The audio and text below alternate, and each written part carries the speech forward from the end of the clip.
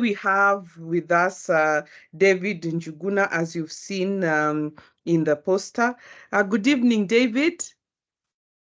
Good evening, Linda, and the rest of the team.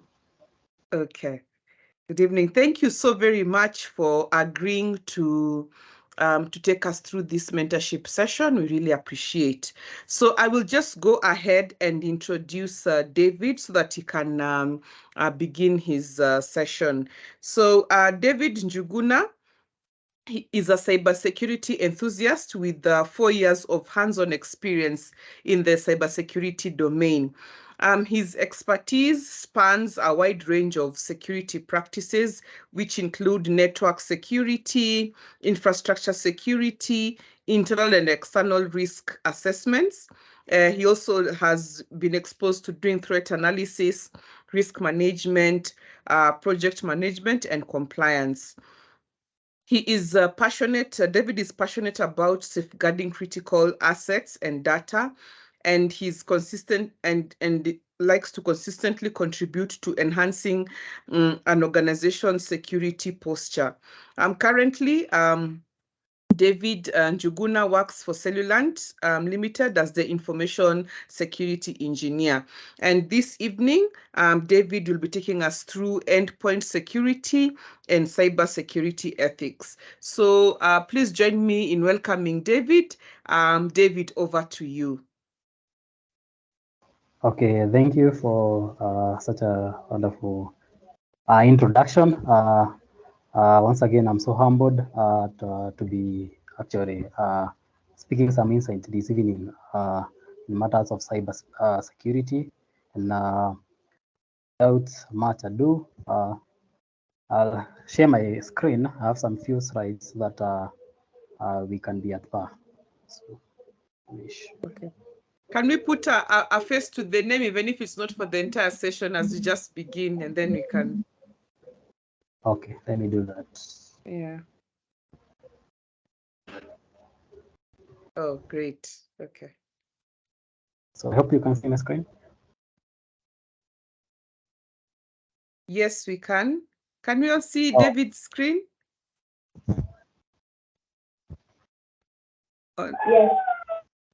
Yes. It's disappeared, but I'm sure.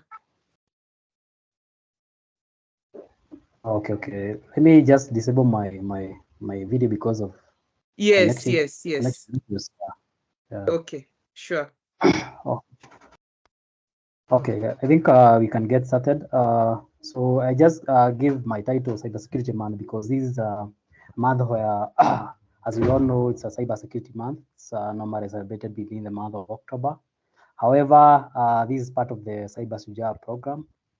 So I happen to be part of Seriano Limited. I know Rida might not be aware about that, but I work at Seriano Limited before joining Cellulant, and I was part and parcel of some of the activity that Cyber Shujaa were doing behind the scene. So it's also a much, it's another privilege and opportunity just to join hands and also get some few insights within this mentorship program. So I'll get started to endpoint security. So I give it a small definition that endpoint security is basically securing the network at the user level. And why say this? This is because endpoint security is all tied to end users. And as we all know is that user are the weakest link in terms of threats, because they are the one that are prone and they are the one that introduces issues in the network. Because without the user interacting with the system, in this case the endpoint, then of course the vulnerabilities will be quite reduced. So therefore, endpoint security is securing the network at the user level so that we can have a better security. So, and moving on is that I'll also be looking at how do we protect this endpoint? How do we protect our workstations? How do we protect our PCs? How do we protect our gadgets that we actually interact and even use them to do our daily activities as far as our daily jobs are concerned? So I say that since the PC revolutions began, of course, It can be read in 1970s to 1980s. Network has gravitated from a host terminal model to a client server model. What do we mean by host terminal models? So as you might be aware, in the initial stages where there were these IBM, computers, Microsoft, they were basically the mainframes computers, and also supercomputers. They used the host terminal model where host was particular hosts were connecting to a terminal just because of they were to do with computing power, and hence we can see that apparently right now even the PC have computing power. We have RAMs in the PC, even the servers. So therefore, in the era that we're in, there is high computing power. That is the client server model, where now, basically right now, we cannot complain about computing power. Therefore, we can say that there is bit of network revolutions. Hence, things can be able, moving resources from one client to the other, from the client to the server, it can be quite faster because of computation power. So we have currently moved, and therefore having this computation power also possesses some risk, because now hackers can be able to execute their moving the resources from whatever point they want to whatever target they want. So because of this ease of computation. So, and this concept, of course, means that the computation power is distributed through the network and not just host side. And therefore, this of course benefits the malicious attackers, because now we are targeting users, and of course these devices has increased power, and therefore also of course poses some security posture in this case. And then hence there is need for vital security as far as the network is concerned. There is a need to enhance our network security as far as protecting these devices that are interconnected. Because whether you are working from home, whether you're working in the office, wherever you be working in the near future, we are all interconnected in a network. Hence the need to protect our endpoints. So, and moving forward to some of the endpoint devices that are used in organization, you realize that in organization, either someone is using a desktop PC, either they are using a laptop to make sure that they execute the daily task. In some instances, you also ensure also smartphone. They are also protected because of maybe certain users use their phones to access emails and the likes. Also tablets. Yeah, this is the reason as to why these are some of the endpoints is because we need to ensure that we have safeguarded these particular gadgets. We need to ensure that the attackers have minimal access to our gadgets. Therefore, we need to ensure that our endpoint securities, as far as these laptops, as far as these desktops are concerned, that attackers cannot gain access to the network via endpoint. Of course, the endpoint is being tied to a user. Therefore, locking down the endpoint enhances endpoint security, and this is the best way, in the best way possible, as a security analyst, as whoever, whichever role you've been mandated to, just to ensure that your endpoint is secure.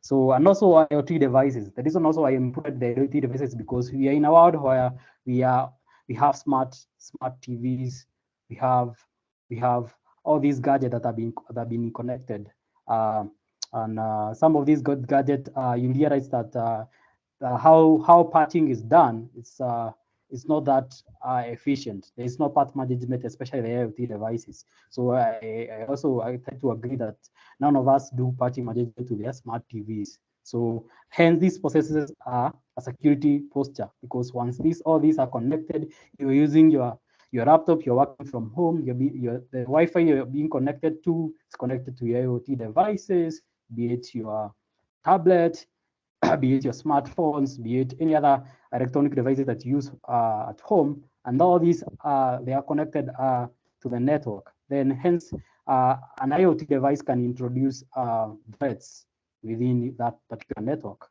be it home network, be it office network. Hence, we also need to do what is called network segmentation, just to ensure that we safeguard or we minimize threats. Because having network segmentation where we say that the IoT devices will be in one network, and also the rest of the maybe the clients or endpoints will be on one network, then that one will also minimize these particular targets, especially the endpoint pattern. And therefore, we say that any device connected to the network should be protected, and also ensure that vulnerabilities in each device are also taken in consideration. That means we are also continuously doing vulnerability management as part of our day-to-day activities, so that we can reduce the entire security posture. So, and of course, as part of the endpoint devices, we also have anti-malware softwares that we also talk more about anti-malware software, and also host-based IDS, IPS, because all these are tied to the endpoints. So moving on to anti-malware software. So anti-malware software is, basically you can say this is an EDR, or endpoint for basically ensuring that our endpoint is being safeguarded from threats. So, so as an information security personnel, or whoever is bestowed or mandated to ensure that all these endpoints have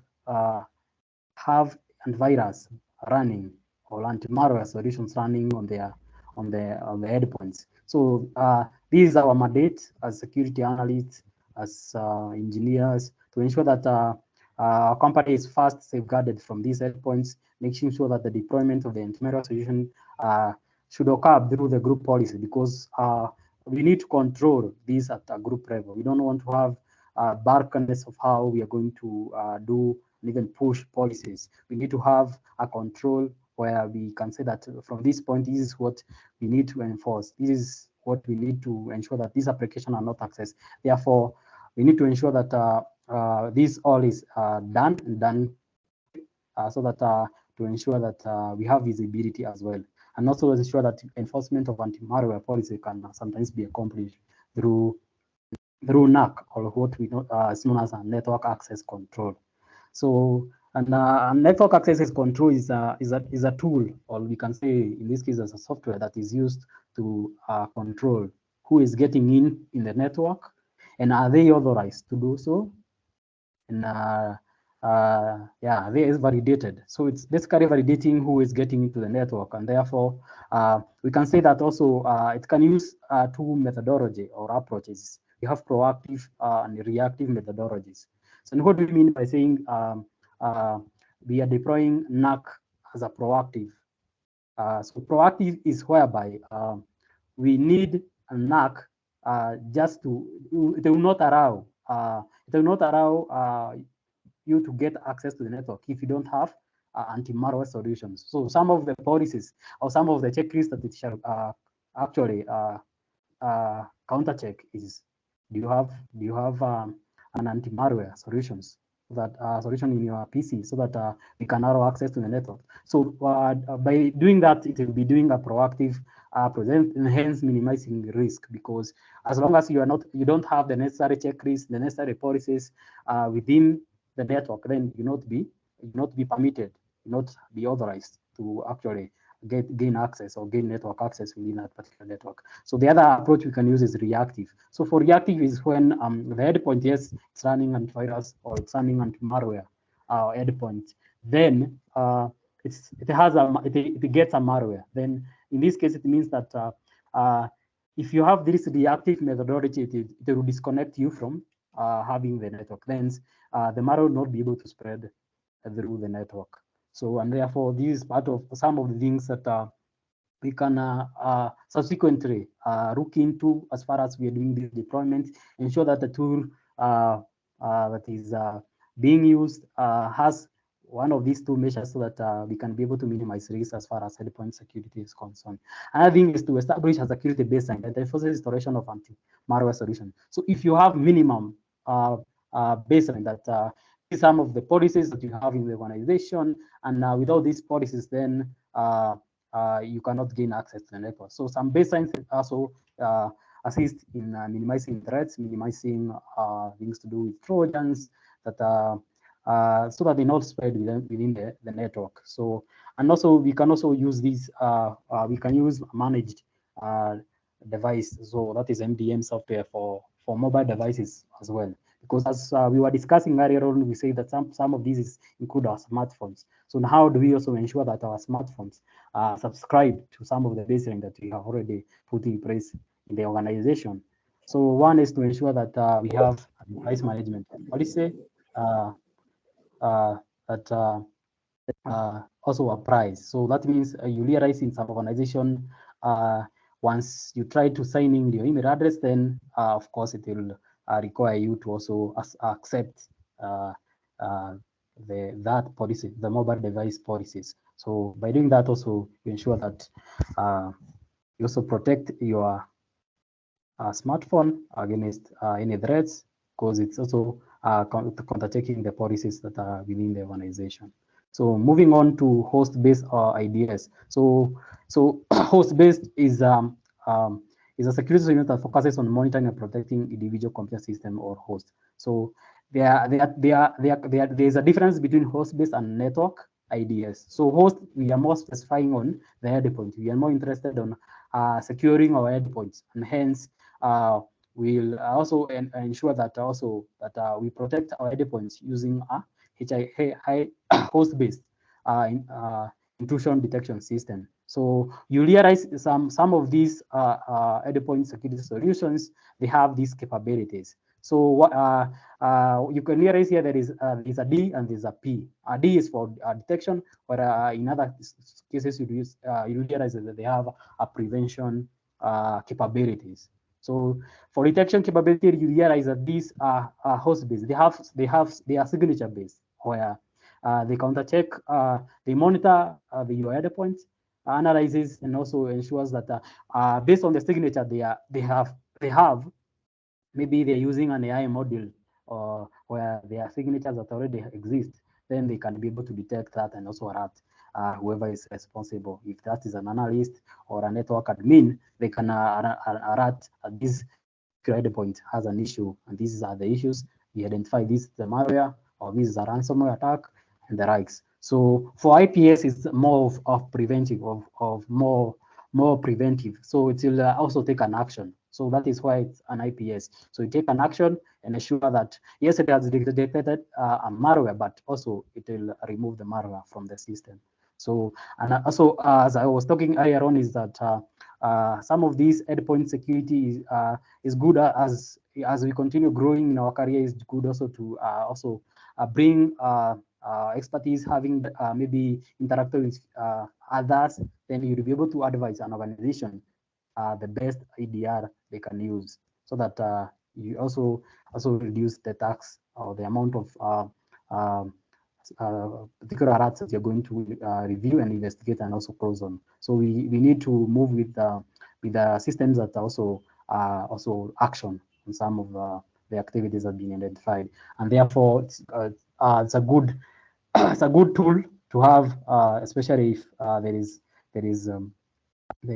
cost, there is a budget that can be able to actually take that. So, and how also do we harden? How do we harden our endpoints?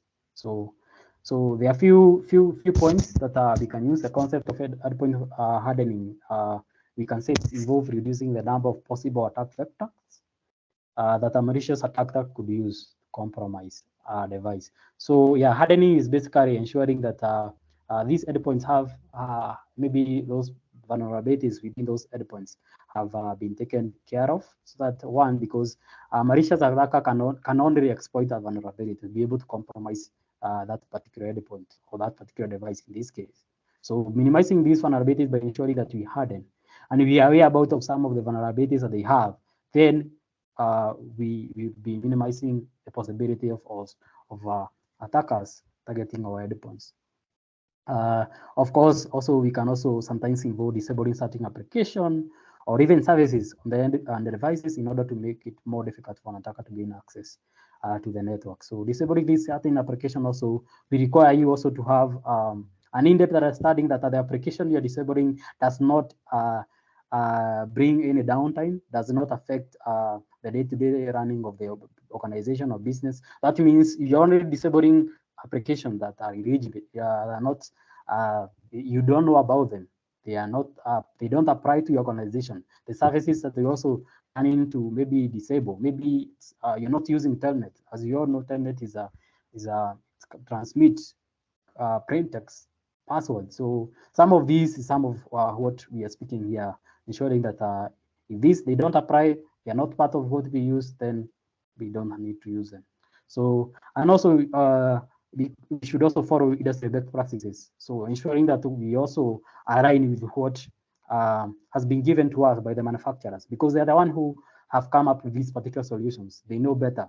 So we also follow guidance. So if you're using a Fortinet product, ensure that the menu you're using or the guidance that you're using is from Fortinet. That means you'll be able to configure the devices and it will be with the industry best practices. If you're using Kaspersky, if you're using Sentinel-1 and the rest, then ensure that all these ideals you're putting in place, you are putting in place in accordance to the manufacturer. Also remember that your network is only secure as the last secure device that's connected to it. So the only way you say that your network is ensuring that you have minimal vulnerabilities and ensure that you're taking care of these vulnerabilities by ensuring that you're reducing them, you're hardening these particular devices, and hence you say you are by making sure that this is something that you're doing it continuously, not something that you're doing it once, but you're doing it continuously so that you can continue enhancing our endpoint security. So some of the methods of hardening and endpoint security is to ensure that system use proper patch management policies. As we already earlier discussed, is of course we are taking care of our vulnerabilities, and in this case we are doing proper patch management. We have set policies within the organization, within whatever we are working for, so that ensure that these policies are also being utilized or they are being taken care of. Not just having policies, but you are basically ensuring that these policies are being enforced. So the other thing is to use strong passwords and also implement or use AAA methods. And what do we mean by using strong password? So ensuring that the password that you're using is using parameters such as special characters. You have a capital letter within that password. You don't just set a name. You don't just use password as password. No, you use best practices. Ensure that your password is also not available on the dark web. So that means you're using a strong password. So ensure is a mixture of characters and also ensure that we recommend minimum of 12 characters. So an AA method. What is AAA? So AAA is basically authentication, authorization, and also accounting. Or basically, we can also say I'll see you downstairs. I'll be right. I'll wait for you in the car. auditing. So we can also use auditing because accounting and auditing go hands in hand. So we ensure that only authorized endpoints, in this case our laptops, are able to connect to the network. Only those devices that have been audited, they have the policies within this organization. The policy they have, they are matching the policies that have been set by the organization. So that is AAA, authorized authentication and also accounting. So ensure antimalware software is installed. So another thing is also one of the other method of hardening endpoint is also to ensure that all endpoints solutions, that is the gadgets that users are using, they have antimalware software installed. This will minimize things to do with ransomware, malware moving from one endpoint to the other, and also ensure that you disable unnecessary user accounts. So user account can be guest, can be admin, and even services such as Telnet, all these insecure services as FTP are not being used, and even open ports. some of the open ports that are not necessary should be closed. So this is some of the things that we can put in as measures. So the other thing is, as we have already said, is uninstall or remove unnecessary software or application. Also ensure that there is also a lockout policy. Ensure that maybe so that this will assist us when if an attacker gets your password, now he's attempting maybe to do brute force attempts. So maybe he has a couple of passwords that he's attempting to do. Hence, your endpoint will lock out, because hence we need to use maybe minimum lockout policies so that we ensure that we are not targeted as far as brute force attempts are concerned. So the other thing is also to ensure screen locking is enabled. So especially when we are leaving our workstation, ensure that you do screen locking. So, and also ensure that within the organization there is also a policy that even if you don't do screen locking, there's a policy that within maybe 10 minutes or 5 minutes of inactivity of your laptop or your endpoint, then it will automatically be locked. So the other one is, as we also discussed, is also installing of host intrusion detection systems, and also we can also use containers or the VMs. So this is just to make sure that we minimize, because if we know that the servers or the client servers are the ones that are being targeted, then we can be able to use containers and also virtual machines, just to minimize the risks once these things are being compromised. Ensure that you also use strong encryption algorithms. So yeah, because as we all know, because we are anticipating, or we are in cyberspaces, because strong encryptions will ensure that we have better enhanced network. So it's a good measure, and a part of the hardening recommendation is to just ensure that we have strong encryptions or algorithms, so that we safeguard our endpoints and our network as well. So now we would also look at mobile device management, or what is known as an MDM. As I already said, is that this can be a policy. It can be a policy that is pushed once you try to authenticate. You're trying to log in your email addresses. This is pushed to your smartphone. So users store secure and potentially confidential business-related and personal data on the devices. Yes, confidential data in this case can you're accessing certain files within the company email address, and you're using your phone. So these are sensitive information that need to be safeguarded as far as the point is concerned. And because of these, we using an MDM, or what we are referring to as mobile device, is essential, because we need to lock down these mobile devices, ensuring that we are safeguarding these particular devices from threats, and therefore we need such policies so that we can be able to safeguard them as far as they have sensitive or personal information, or even organization information. Then we need to ensure that we have these policies. Now, these policies will also enforce things to do. If this device is lost, then we go to also do what's called remote wiping. That we'll be able to wipe our personal or sensitive data, and also perform screen locks and account lockout policies and application controls. So this, as I have already said, should be part of the mobile device policy. And some of the examples of MDM systems include Google Workspace. So this was the family known as G Suite. So, but now they changed. So apparently there's a way you can be able to push purchases using the Google Workspace. If you're using Google Workspace as you're managing, you're using these, it's not only for emails, but using it for more functionality. Then you can be able to use this to push even automation. The likes of Kanji. Kanji is for Apple users. So this is another MDM system that can also be used. You also can look at Microsoft Enterprise Mobility for Microsoft. You have Jamfi. This is also for Apple. You also have JumpCloud. So this is another MDM that is used for Windows, and also this enhances us to actually first how we do patch management, how we do automation. If you're doing installation of these particular endpoints, for example, we need to ensure that we are doing you're doing something that is uniform, so that across board, across every endpoint, it has similar policies that have already been imposed. That means even the management of these particular endpoints will be easier because we already have an MDM that is facilitating this, and ensure that you're selecting a feature that matches your organization needs. That means you're not just enabling any feature within the MDM, but also you're ensuring that the policies that you are enforcing that it matches your organization needs. That means it is not actually interfering with the day-to-day activities of the business. So moving on to cybersecurity ethics.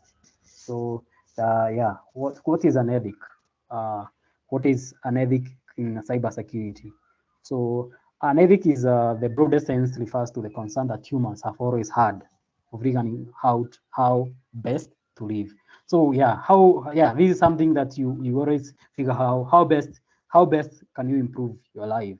How best can you do things? So because of course these focuses on morals, the principle, the values, the standards that guide your behavior, that guide how you make your decisions, that guide how you operate in the small space that you're in a small in the small world you're in, and how of course how you also protect digital assets. So all these are based on ethics. And you said it's how best to live. So that is how we can define it.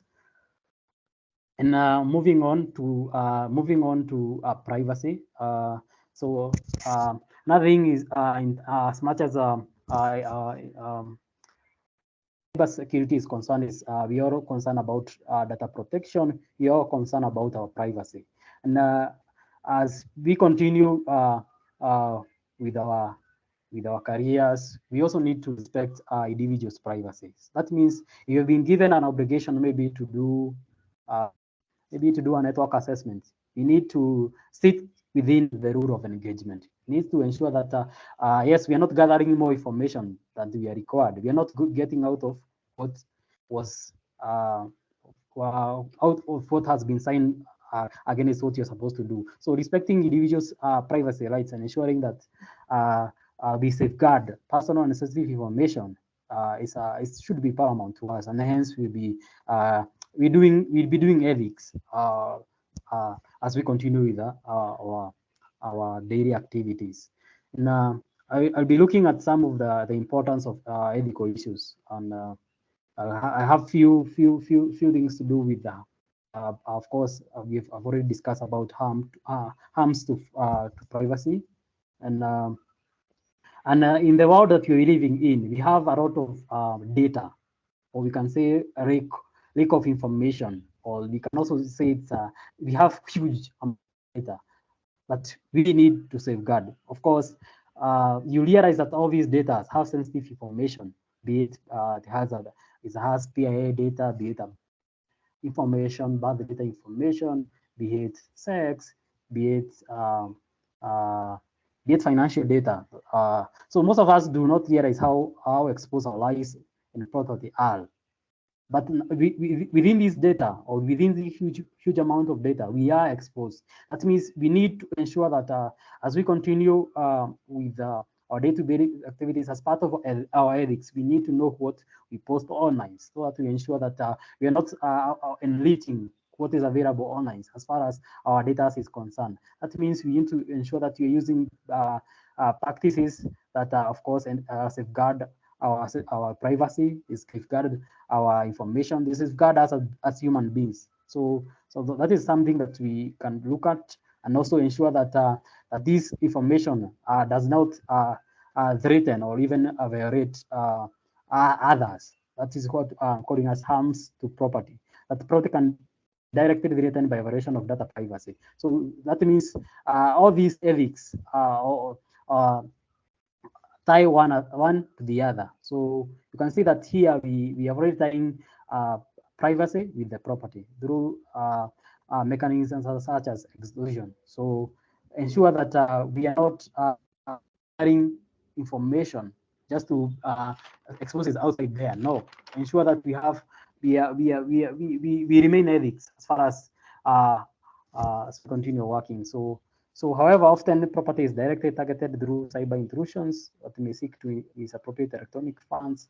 Of course, still variable intellectual property such as trade secrets. All these are sensitive information, obtain bank account numbers, password, and even remotely cause damage or destruction to an individual, organization, digital or physical property. So ensure we don't harm others because of the information we are getting, because of the information that's available to us, because we are already subjected to, as we have already said earlier on, we have permissibility of information or that or data. That means we are mandated to safeguard all this information. So the other thing is also transparency and disclosure. So transparency means providing clear and truthful information about security practices and breaches to affected parties. And it means we remain people who are responsible as far as maybe you're doing a pen test, and you need to ensure that this information that you've gotten, that you have gotten this vulnerability, yes, it can be high risk and a risk of 10.0. So, or a 0-day attack, but ensure that this information, you're relaying this information or you're passing this information to the only the necessary parties, or for example, in this case, you can use the clients. If you're working with a client, then ensure that this information you're making sure that you are adhering to the rule of engagement. And as we can also say that cybersecurity is a form of risk management, and hence those risks significantly impact other parties. So there's a default ethical duty to disclose those risks when known, so that those affected can make informed decisions. And for example, this generally agreed to be to be the case that if an organization discovers a critical vulnerabilities in its software, it should notify its customers. So in this case, you're being mandated to do vulnerability assessment. Then you have identified this vulnerability. Ensure you stick to to the rule of engagement, to the set whatever document you've been given to sign off. Ensure that you give information to the relevant stakeholders. Don't just expose it online. Just ensure that you practice code of conduct or ethics in this case. So, and if you don't do that, ensure that you have to know that there are legal and regulations, or that you have to you have to ensure that you adhere to those regulations. And we don't know that in Kenya we have the Computer Misuse and Cyber Crimes Act that was enacted in 2018. That means if you don't comply to the act, then maybe you're using you're using unethical practices. That means you're hacking within the organization. Maybe you have been given, maybe you want to hack, you want to actually exploit data. Just know there are laws and regulations that can get you into trouble. So ensure that we comply. We also know the rules that we become law-abiding citizens. So as far as, yes, we've been given the mandate to protect this particular data, sensitive information of our organization, let us also ensure that we also are doing what is needed. And the need to be done is to ensure that we follow laws and regulations, and ensure that also we comply to also international laws such as GDPR, that is General Data Protection Regulations, the Health Insurance Portability and Accountability Act, among other laws that you might meet across as far as the international rules are concerned. So ensure that we are compliant to these laws so that we have a better cyberspace. So the other thing I also like to discuss is also the profession codes of conduct. So yeah, I know you have maybe have met these, especially those who are certified against these certifications. You realize that many professional organizations in cybersecurity have already established this code of conduct. So yeah, there is this ICS squared, there's all other organizations that are certifying cybersecurity profession. So ensure that you also comply to code of conduct.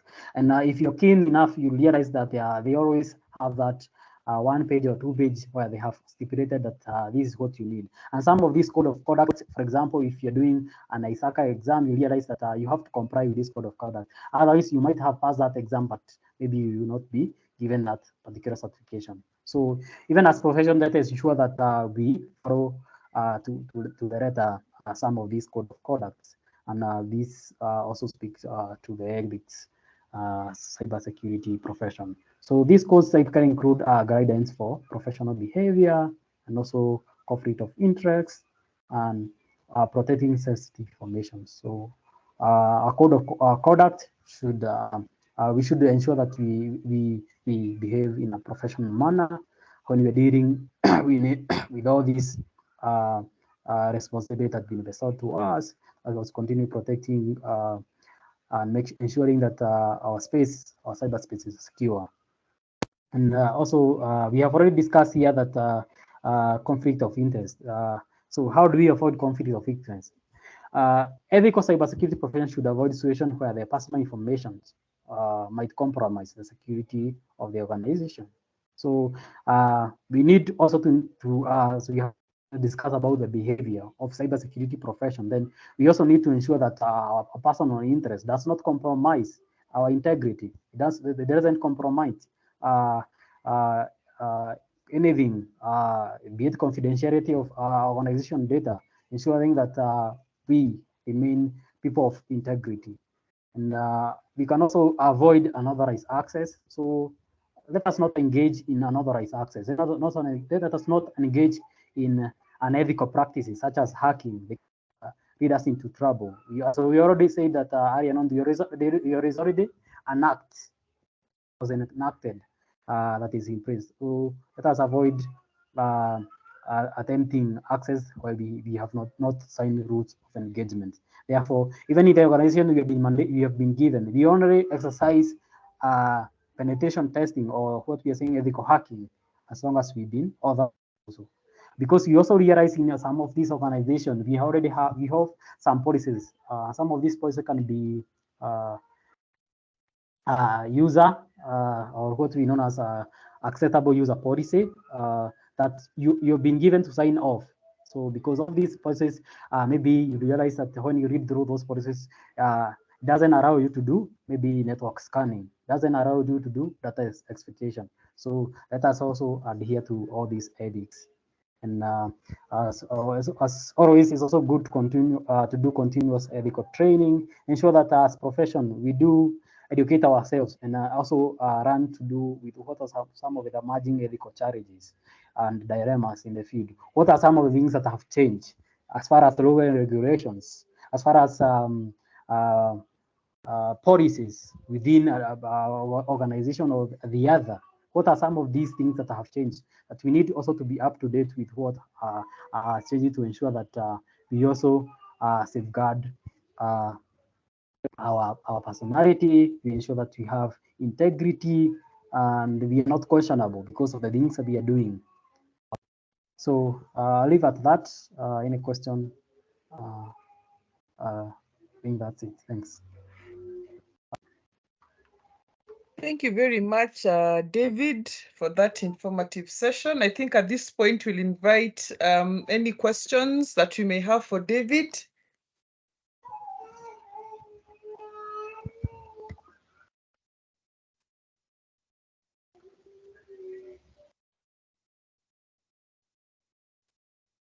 Questions, comments?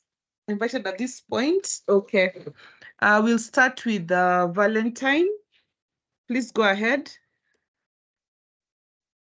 Hi, David. I just wanted to ask, in your years of expertise in cybersecurity, so how often have you encountered unauthorized personnel trying to, infiltrate into the network? How often is that? Maybe, for example, in a week, do you have any unauthorized people trying to, trying to infiltrate into the network? Yeah, we as I said, thank you for that question. We already in an interconnected world where Yes, this is something that we always receive. We always receive people trying to actually gain access to your network, and that is why you realize that you realize maybe you're having attempts, failed attempts, maybe for attempting maybe to access certain resources that are maybe even if they are within the network, they are employees, but they are not permitted to do so. So that's you can say that's something that we actually experience on a day-to-day.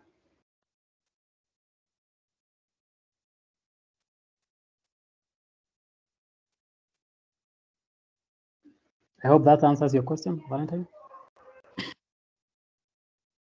Yes, it does. Thank you. Any more questions, comments? Yes, Irene. David, when you talked about mobile device management, I was just wondering, are we talking about, mobile devices that have been given by organization or also personal devices? Because you talked about these policies can sort of enable you to initiate. Are there policies that sort of differentiate between company data and personal data, or when you initiate a wipe, you wipe someone's data as well? Okay, thank you, Erin, for that question. So for MDM is basically, yeah, of course, the organization where of course, they are in a few situations where, yes, they are giving you that smartphone, but in most cases, you realize that you're using a smartphone maybe to access some resources. For example, in this case, common scenario would be email. So within the email, there are also shared resources, maybe the attachment. So you realize that where mature organization they this through mobile device policies. And how does this happen? It happens when you're trying to actually signing the first time you're trying to sign in your your email address, that is means the work email address. So this is the point, at the point at which you'd be asked to accept the mobile device policies, and that is how that particular device, be it it's your personal device, but now you're using it as a work cell phone or a smartphone. So you'll be using both as a personal and a mobile device. And in a situation where or an organization can feel that maybe the information that you accessed through this particular phone was very sensitive, and maybe your phone got lost. Maybe they can think of wiping that particular phone. So that is part of the mobile device policy. So, but it doesn't apply to organization. I'm saying to organization where they have the mobile device policy. Okay, thank you. George.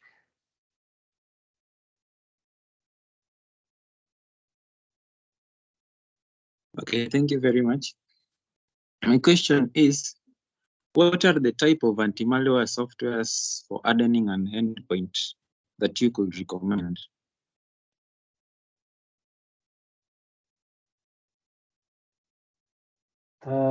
You're talking about EDR or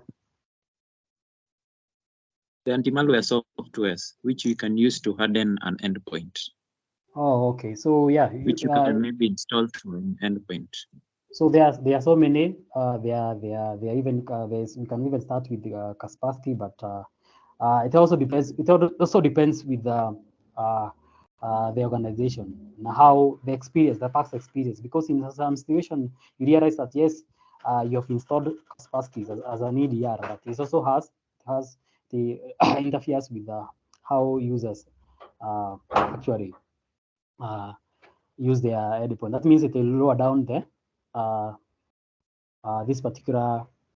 So, but the other including cyberism that you can use at large scale, things to do with Sentinel-1, just to mention as a few. So those are some of the things that you can use, and I believe there are also quite an others from other vendors that you can also use.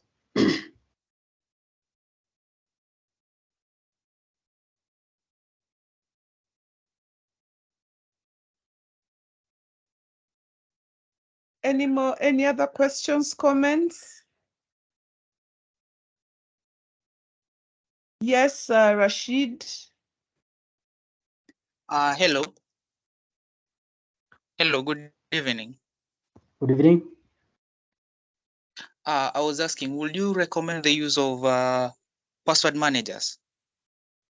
Yes, I would. Yeah, because one of the I would, because we don't want to find ourselves in a situation where maybe we have of course, if you're security personnel, of course you'll be mandated to, of course, log into very sensitive servers, and then you are not in a position actually to authenticate. So by ensuring that you also save these passwords in a password manager.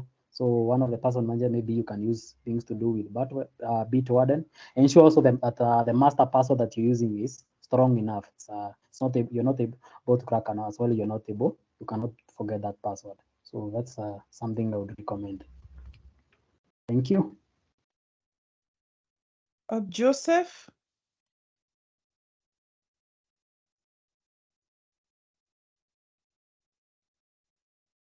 Joseph, you can go ahead and ask your question. Hello. Thank you, David, for that good presentation. I had one question. So you have shared quite a lot of tools with us in terms of how to secure the various systems. So I had a question in terms of, especially for small and mid-sized organizations who might not have the budget for necessarily all the tools that you have provided. Which tools would you say the priority that, when we are advising our organizations out there, we can tell them that, you need to secure this first as part of your budget prioritization? Okay, thank you, Joseph, for that insight. So for medium or maybe small organizations, as we have already discussed about endpoint security is one layer, but we cannot say that we are we are actually secure with just one layer of security. So that is when I also talked about NAC, because that is another layer, network access control. Because now if you have an ADR, you also need to ensure that also our network is secure. That is why we enforce using a NAC. So, but now for medium organization, yes, in as much as they don't have a budget, yes, an IDR is a paramount for them. So they need to have anti-malware solutions. That means that, as we all know, that users are the weekend links, that we are safeguarding users first. They also need to ensure they are able, they have a way of how they can be able to monitor network activity. So if maybe they don't have budget to maybe acquire a NAC, then they can maybe think of how maybe how they have a SIM, that is a security monitoring tool that can give them a visibility. So they can go for a cheaper SIM tools, because there are quite a number of them, and then they look at they analyze, the monitor activities, and based on the alert they receive, they will be able to actually say that this is what we need. If they need a SIM, they'll say this is a SIM. If they need a NAC, this is a NAC. If they need an IDS or an NIPS, things to do with dark trace, then they'd also put in place. But for minimum, I'll go with an EDR. They also need to know what is happening at the network layer. They need to have a SIM where they have all these data sources. They are injecting wrongs to a central point, so that analysts out there can be able to analyze and be able to provide the necessary guidance as far as all these activities are concerned.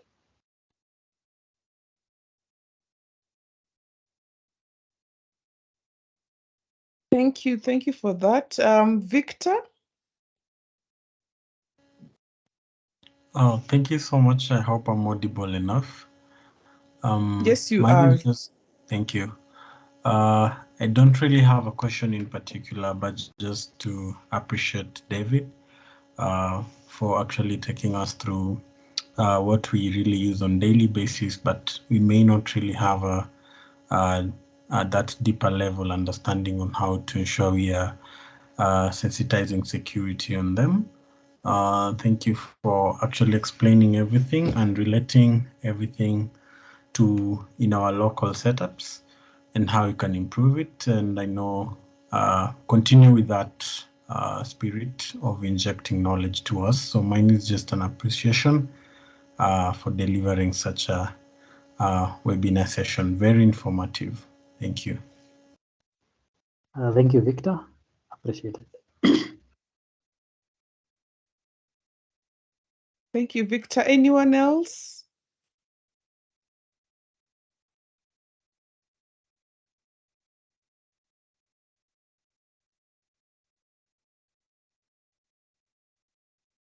Then if there's no one, I think we could just wrap up.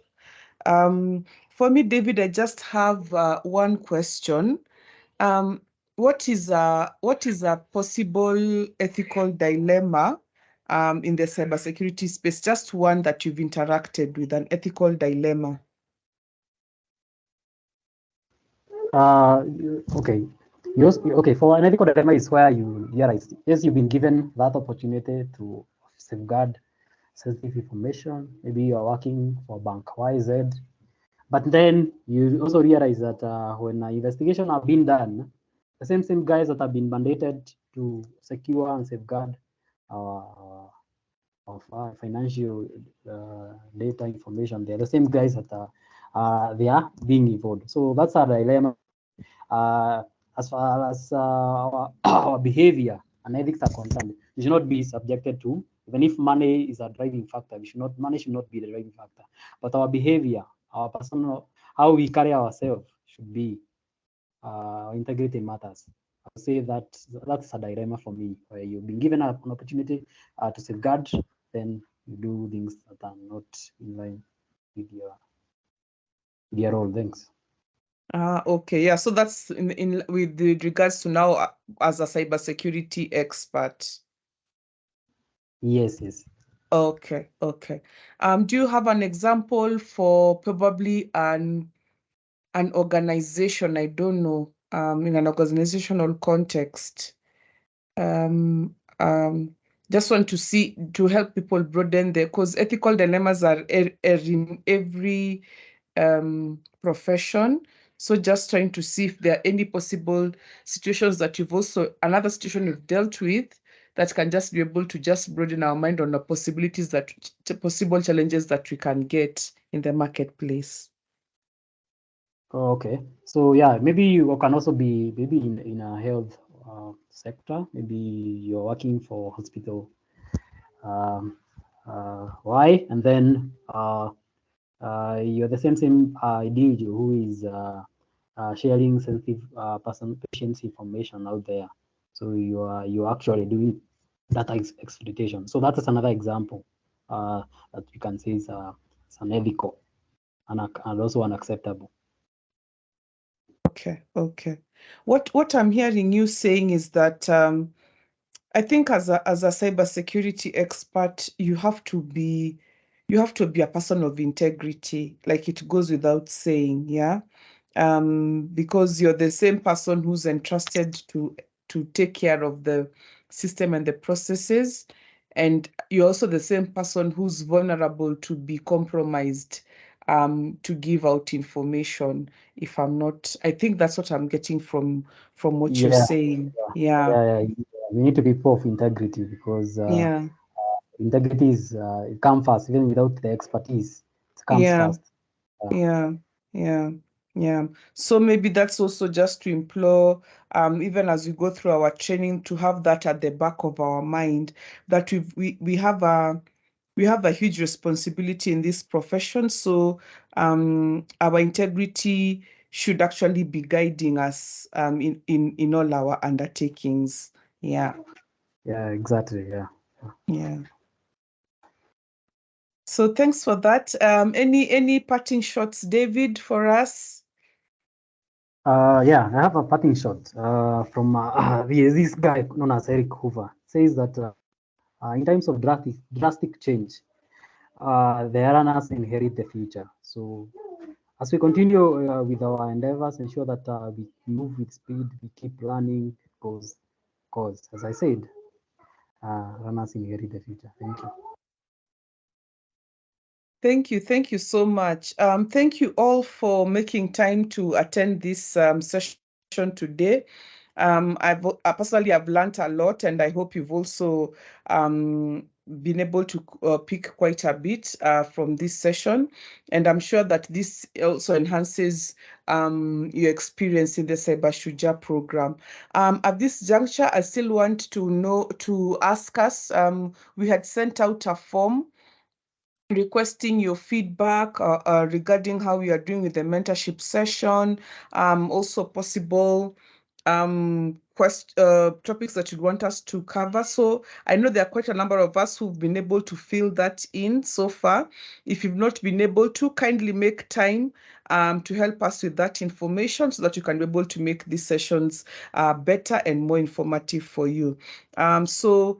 Without much further ado, I just want to tell you thank you all, and have a good evening, and see you on the next one. Yeah. Bye.